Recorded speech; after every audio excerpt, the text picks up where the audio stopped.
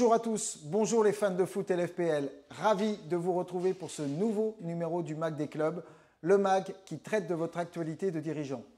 La thématique d'aujourd'hui, c'est celle des ressources financières et plus spécifiquement les notions de sponsoring et de mécénat.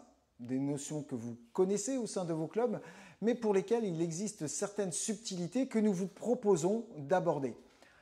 Aujourd'hui, une fois n'est pas coutume, c'est directement au sein d'un club que nous nous sommes rendus, plus spécifiquement en région nantaise, en périphérie de Nantes. Nous avons rencontré les dirigeants de l'Élan Sorinière Football, l'ESF, pour justement traiter et témoigner de cette thématique des ressources financières, sponsoring et mécénat. Pour nous accueillir deux personnes, merci à vous de nous accueillir au sein de votre clubhouse. Alors Herman Allotte, vous êtes président du club de l'ESF depuis 4 années, c'est bien cela? C'est ça. Et Stéphane Desmar, vous êtes en charge de la coordination de la commission des partenariats. C'est bien cela. Alors Herman, en tant que président, quel regard avez-vous dans le cadre de la direction de ce club au sujet de cette notion de partenariat? Ici, évidemment, le partenariat est essentiel pour le club.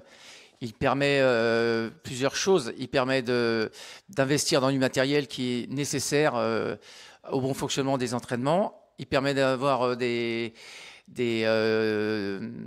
entraîneurs de qualité aussi, via des indemnités nécessaires aussi pour avoir des entraîneurs diplômés, on va dire. Il permet aussi de valoriser les bénévoles, ce qui est important au club. D'accord.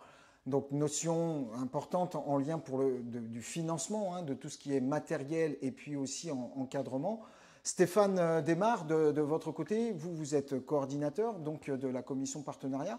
Quel est votre rôle? En fait, je suis en charge de la commission partenaire. Je coordonne les actions de l'équipe. On est une équipe de 6 membres et on s'occupe de gérer le réseau partenaire. Eh bien, on aura l'occasion d'y revenir dans quelques secondes.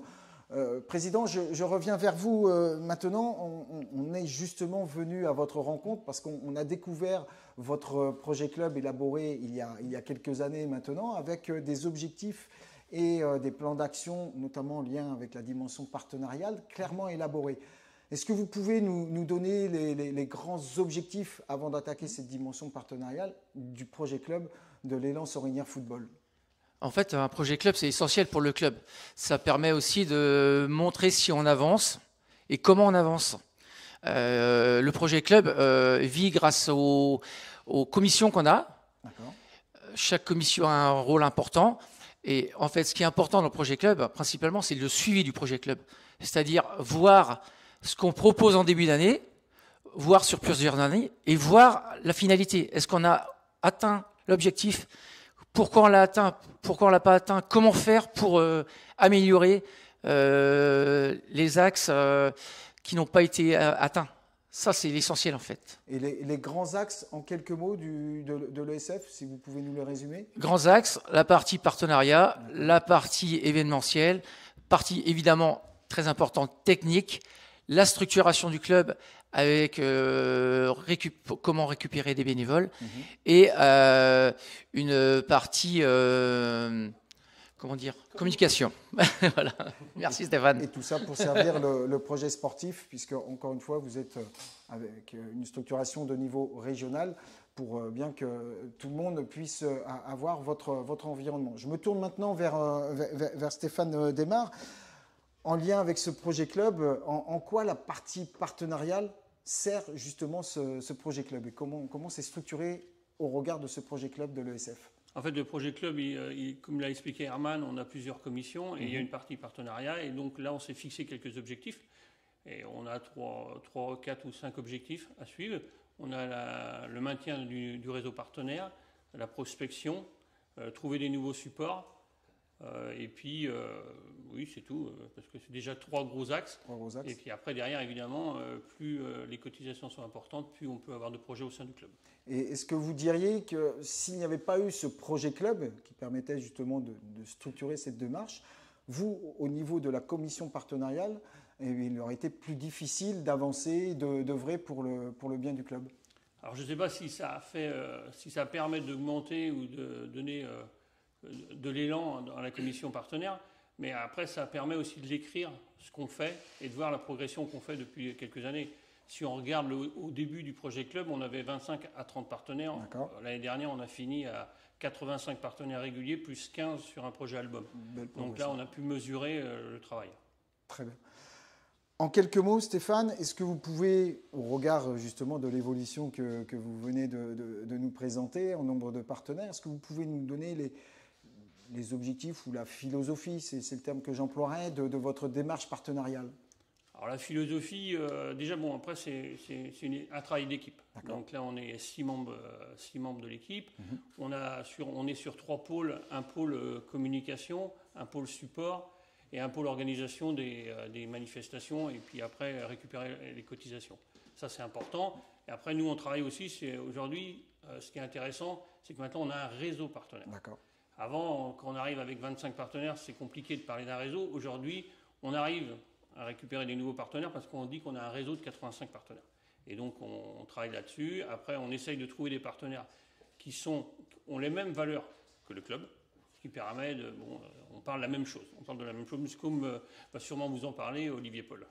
Et c'est en cela où on rejoint justement les notions du projet club qui fixe la vision justement que vous avez pour l'ESF.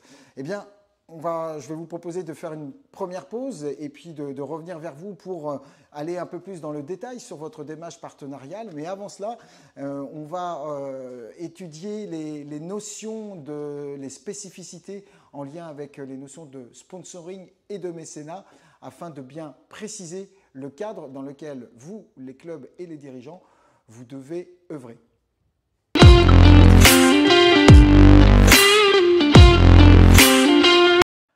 Après cette première partie dédiée au lien entre le projet club et la démarche partenariale avec les dirigeants de l'ESF, il nous semblait important de bien vous rappeler les notions de sponsoring et de mécénat. Ces deux terminologies, vous les connaissez par cœur. Pour autant, il existe quelques subtilités qu'il nous semble important de vous rappeler et de les maîtriser pour bien adapter votre démarche en lien avec justement vos partenaires. À commencer, si vous voulez bien, par cette notion de sponsoring. En fait, le maître mot, c'est contrepartie. Est-ce qu'il y a ou non une contrepartie par rapport à ce que le club va proposer au partenaire ou par rapport à ce que le partenaire va lui vous proposer? Cette notion est fondamentale. S'il y a contrepartie, eh bien, on est dans la démarche du sponsoring. Pour le coup, on vous invite à mettre en place un contrat de partenariat qui est en lien avec le sponsoring direct et donc une visibilité ou des propositions commerciales que le partenaire peut offrir aux différents publics que vous accueillez. Alors que le mécénat, lui, eh bien, vous l'avez compris, ne parle pas du tout de contrepartie, on est dans le cadre de dons. Ce don, il peut être déduit fiscalement, que ce soit pour l'entreprise à hauteur de 60%, comme vous pouvez le voir à l'écran, ou même de 66% avec cette démarche envers le particulier, ce qu'on appelle le mécénat du particulier, qui est justement un levier supplémentaire que vous pouvez utiliser au sein de vos clubs respectifs. Attention pour cette dernière partie, bien évidemment, de mécénat, à chaque fois bien veiller à mettre en place un CERFA qui permet de visualiser et de bien clarifier la relation que vous avez avec votre partenaire. Dernière chose pour le mécénat du particulier, il peut y avoir une contrepartie modique, maximum de 73 € et sans jamais dépasser bien évidemment les 25% et les 73 €. Si on veut rentrer un peu plus dans le détail du mécénat, vous avez l'habitude de connaître le mécénat dit financier. C'est un don financier qui vous est proposé par votre partenaire. Mais il en existe d'autres, comme ça peut être le cas avec du don matériel, des équipements qui vous sont fournis ou de la nourriture. Et aussi, on n'y pense pas souvent, la mise à disposition de compétences, mécénat donc de compétences, où vous allez avoir une entreprise qui va mettre à votre service, soit pour des travaux de communication ou pourquoi pas de gestion comptable, un salarié et tout cela, vous allez pouvoir le valoriser. Enfin, pour clore ce chapitre sur le mécénat, attention, depuis 2022, vous, les dirigeants de clubs, vous, les clubs, devez déposer les différents dons qui vous ont été remis durant la saison sportive. cette démarche est à faire avant la fin de l'année civile et vous avez un tableau qui vous est présenté. On aura l'occasion d'y revenir dans les infos du MAG dans quelques secondes. Voilà pour ces précisions que nous souhaitions vous apporter. On retourne tout de suite avec les dirigeants du club et notamment Stéphane Desmarques pour nous expliquer concrètement comment cette démarche partenariale est gérée au sein du club de l'Élan Sorinière Football.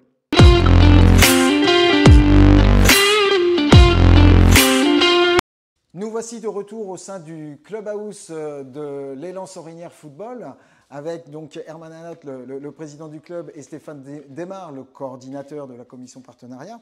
Alors Stéphane, on a vu le contexte général, les notions de sponsoring et de mécénat. Est-ce que vous pouvez nous préciser, vous, concrètement, à l'ESF, les offres que vous proposez à vos partenaires ? Alors nous, on a fait dernièrement une plaquette. D'accord. La plaquette, en fait, elle est assez simple. En fait, elle est en deux parties. Une partie où on fait la présentation du groupement féminin, parce qu'on a un groupement féminin, et la partie ESF, le groupement masculin.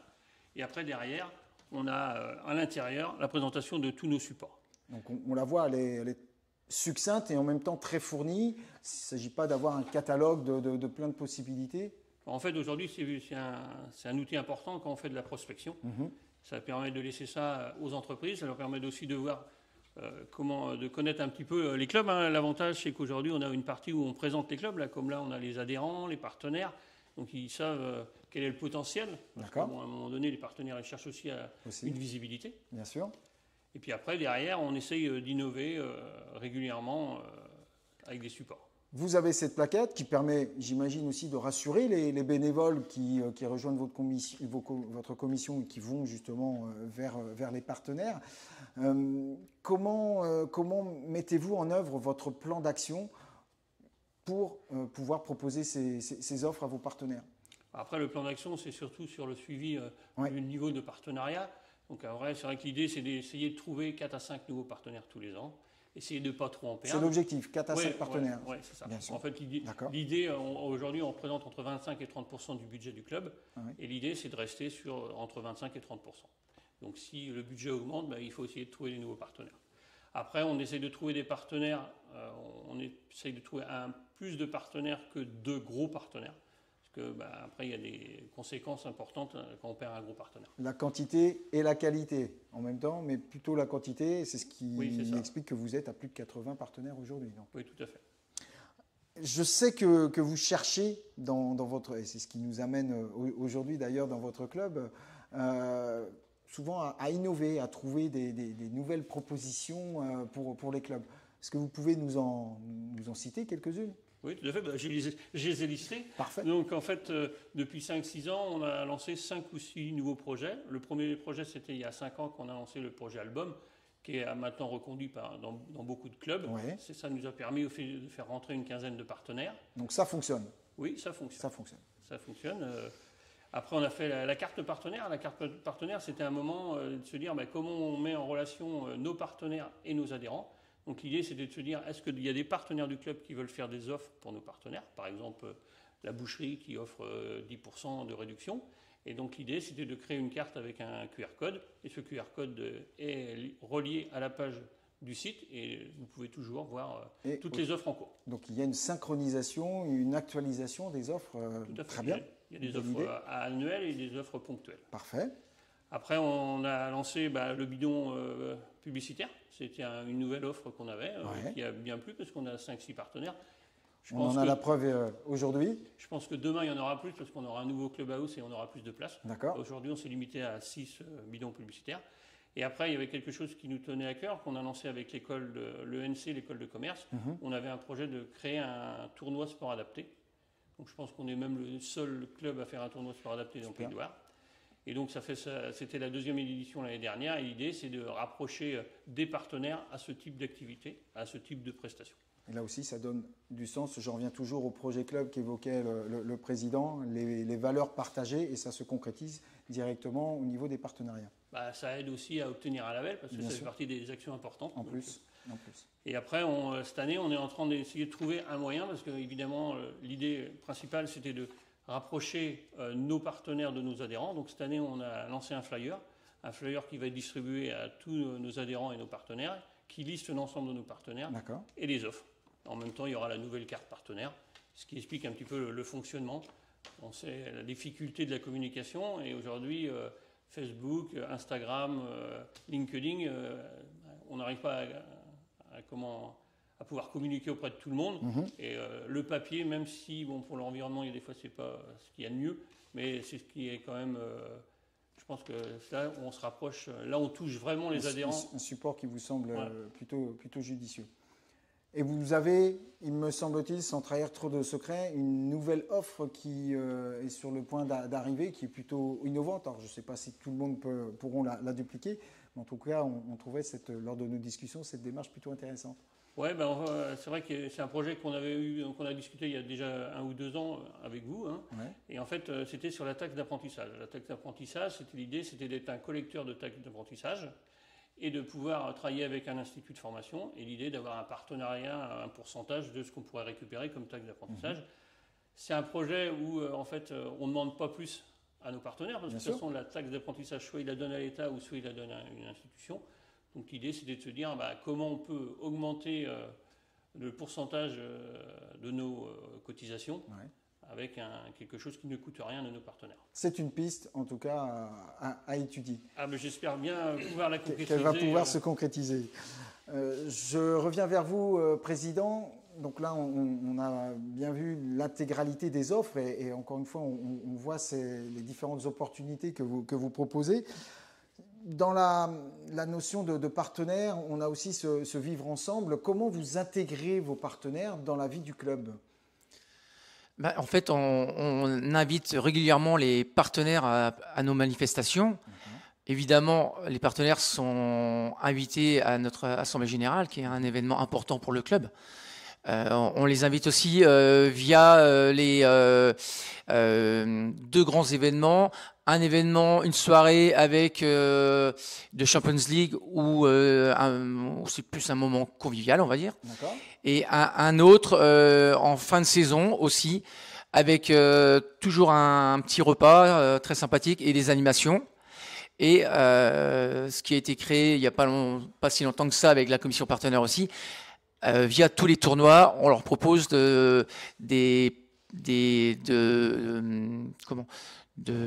d'avoir leur terrain. D'accord. Ils ont leur nom sur les tournois. Voilà. D'accord. Et il existe encore d'autres invitations, mais je pense que là, je vais laisser Stéphane qui connaît bien plus que moi le sujet. Alors, on se tourne vers Stéphane. Après, moi, je voudrais juste parler des soirées partenaires. La soirée partenaire, en fait, la philosophie de la commission, c'est on donne et c'est donnant-donnant. Donc, en fait, nous, on ne fait pas que de récupérer des cotisations. L'idée, c'est aussi de faire participer à des soirées. Donc, on a 2 soirées. Après, on peut être fier au club de faire les 2 soirées. Mais la deuxième, qui est une soirée plutôt avec des activités, on a fait plutôt ludique, donc. Oui, c'est ça. On a fait un championnat de molki, on a fait du foot pétanque. Du foot en marchand aussi, non, pas le foot en marchand. Pas encore. Bon, non. C'est une piste à explorer. Oui, on a déjà l'activité pour l'année prochaine. Et en fait, c'est vrai qu'on peut être fier de cette deuxième soirée parce qu'on a environ entre 70 partenaires. Donc, quand vous avez 80% de vos partenaires qui participent à une soirée, c'est une belle réussite. Et en fait, aujourd'hui, elle est reconnue. Et en fait, on sert aussi de cette soirée pour proposer à des partenaires de faire venir des futurs partenaires. Donc l'idée, c'est vraiment de les rendre acteurs de la vie du club au travers de vos témoignages. Avant de conclure, j'aurais une dernière question à vous poser. Si vous aviez 1 ou 2 conseils à donner aux dirigeants qui nous regardent concernant cette thématique, au regard de votre expérience, quels pourraient-ils être ? Il faut évidemment pas hésiter à essayer de développer une commission partenaire dans un club. D'accord. Structurer le club avec une commission partenaire. C'est essentiel maintenant. C'est essentiel. On a énormément de dépenses dans un club. Je pense que les gens, les parents ne se rendent pas compte ce qu'il y a à côté. Il n'y a pas que le sportif maintenant. Et pourtant, on est un club amateur. Et c'est notre désir de rester amateur. Mais le vivre ensemble a un coût. Et le partenariat nous aide aussi à développer ce sujet-là et à pérenniser toutes les actions mises en place et que au ce club. ne soit pas uniquement porté par le président que vous êtes, justement, donc de pouvoir déléguer à une commission. On a bien entendu ce premier conseil. Évidemment, heureusement, on est tous bénévoles au club. Moi-même, je travaille à côté. Je ne peux pas tout faire et j'ai des gens bien plus compétents que moi sur certains domaines. Et heureusement que je les ai et que le club surtout les a. Parfait. Stéphane, en tant que coordinateur de la commission partenariat? Alors, un petit conseil, alors moi j'ai dit tout le temps, il faut aussi trouver des partenaires qui ont les mêmes valeurs que les nôtres. Ça c'est important parce qu'il faut que le partenaire s'y retrouve. Après je dirais participer aux formations qui sont déployées par la Ligue. Bonne idée. Je trouve ça c'est important parce que ça permet de connaître un peu le fonctionnement. Il y a des petites règles qui est important de connaître. Ça aussi, ça permet aussi, la deuxième partie que je trouve très intéressante quand on fait une formation, c'est l'échange avec les autres clubs. Et ça on n'a rien inventé, on fait que de copier, et donc c'est bien d'échanger. Merci beaucoup encore une fois pour vos témoignages. C'était très instructif, très concret. Et justement, je vous propose de voir si l'un de vos partenaires a la même vision que vous. J'imagine que ce sera le cas. Donc on va faire intervenir l'un de vos partenaires. C'est ce que nous allons voir dès maintenant. Et nous allons accueillir donc le partenaire, l'un des 83 partenaires de l'ESF, avec Olivier Paul Immobilier.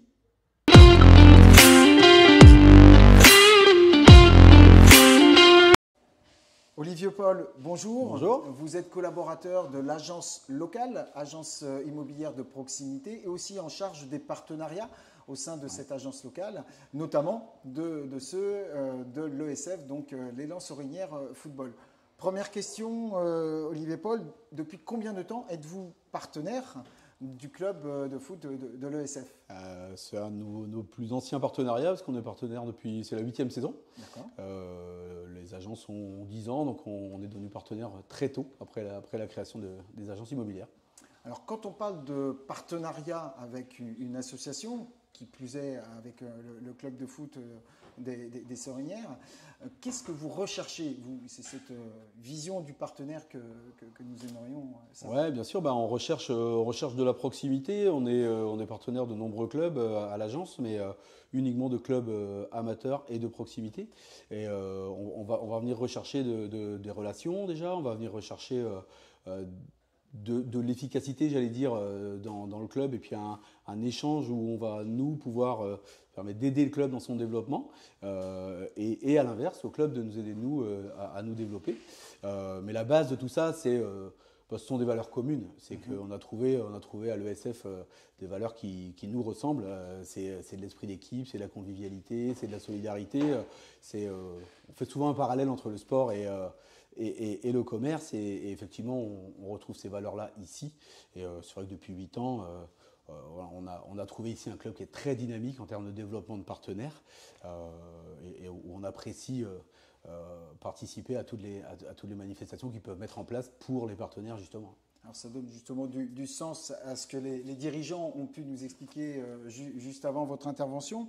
Dans le cadre de ce suivi, quelle importance attachez-vous justement en tant que partenaire à la relation qu'il peut y avoir avec le club et ses dirigeants?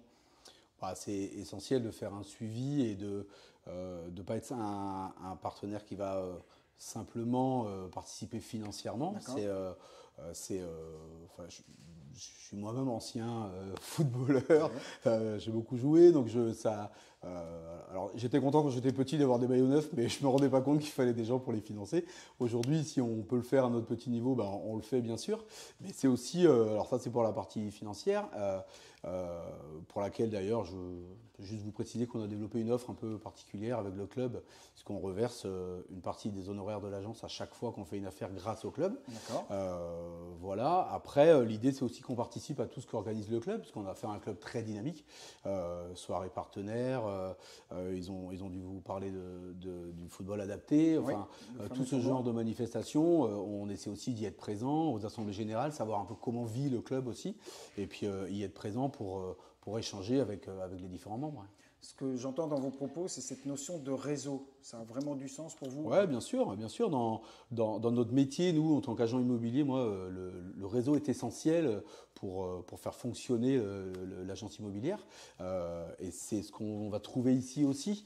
Le club a développé un gros réseau de partenaires qui partagent les mêmes valeurs que celles dont je viens de vous parler.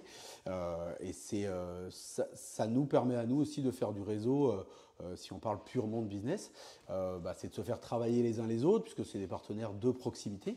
Et c'est de se faire travailler les uns les autres, autant nous que nous, essayer aussi d'apporter notre pierre pour faire travailler les différents partenaires du club.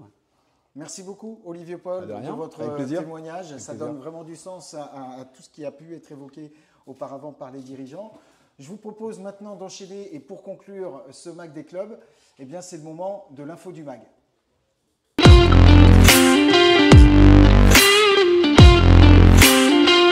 Nous voici de retour au Clubhouse LFPL dans le cadre de cette séquence des infos du MAG pour vous rappeler que toutes les informations qui vous ont été communiquées durant ce magazine, vous pouvez les retrouver bien évidemment dans l'outil de référence, dans l'outil documentaire que vous connaissez maintenant par cœur, qu'est le guide du club.